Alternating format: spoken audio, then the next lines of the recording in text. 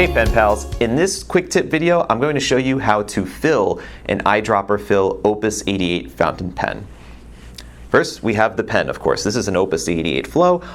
All other Opus 88 fountain pens work on the same exact principle, so as long as you have the components of the pen, which is you have a cap, you have a grip section, a nib, and a blind cap with the attached safety mechanism that is built into these Opus 88 eyedropper fountain pens, you are good to go. Just as long as Opus 88 doesn't decide to change their mind and make piston fill or cartridge converter pens, all of these pens adhere to the same rules. So we're going to get our pen, we're going to take the cap off the front of the pen, of course, and we're going to get, you could get a bottle of ink, you could get ink samples. In this mystery dip box that we included in April, it came with 5 different ink samples, of which are 2 milliliters, and the capacity is pretty good on these Opus 88 pens. I expect that we could probably fill it entirely with one of these ink samples. If not, we'd have a little bit extra room.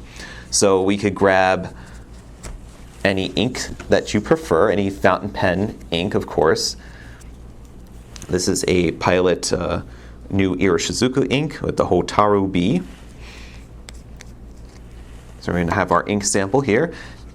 We have the eyedropper, which is included with every Opus 88 pen purchase. They want you to be able to fill your pen, although you could also use a syringe if you'd like. So if you have a blunt needle syringe that you use to fill ink cartridges or clean out your pen, you could also use it for this purpose as well.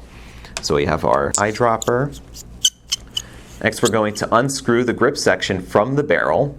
So it's kind of a little squeaky. It might be a little tight, so it kind of has like a little bit of a tightness to it. So you're going to remove that, put that aside here. Then what you'd want to do, the safety valve is kind of right up there where the barrel threads are. So it doesn't really allow for much clearance to squirt the ink in. So what I would want to do is unscrew the blind cap here, which is also pretty squeaky. So you could unscrew the blind cap to then lower that safety valve a little bit farther away so that you could just be able to have some clearance to put the eyedropper in and drop the ink in. Don't have to, but I like doing that anyway. So what we're going to do here, we have our ink sample, and I put a little paper towel. Definitely advisable because you may get a little messy. I may get a little messy. I've done this before. So you're going to squeeze the eyedropper as you insert the tip into the ink sample. Then you're going to release it and suck all of the ink inside of your dropper. Then we're going to put the dropper tip right at the top of where the safety valve is, and then just slowly squeeze it, dropping the ink into the barrel.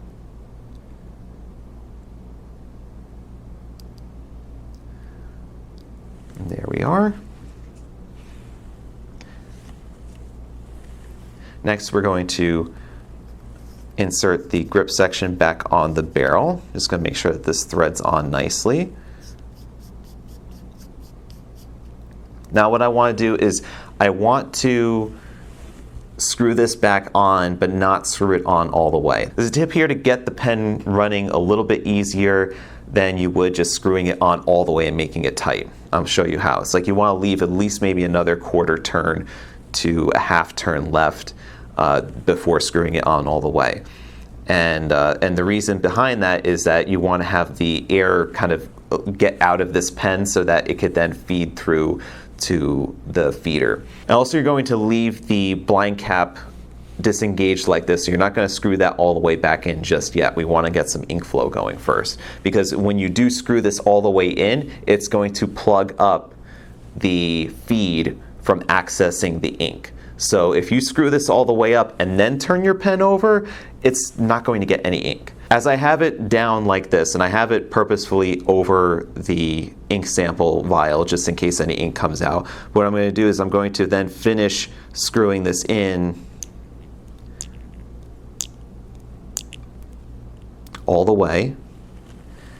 And then if I please, if I'm not going to be using it right away, I could screw the blind cap all the way back down, but as I'm going to be writing with it, I'm going to write with it having the blind cap here unscrewed out, so that way more ink then flows through. Because if you do close this all the way up, it's a safety valve, so it's preventing the rest of the ink from flooding through and causing burping and leaking. So when it's sealed up like this, pressure changes are not going to affect the inside of the pen that will leak out. It also will not feed through any more ink, so that you may have like about a page or two to go and then it will run out of ink.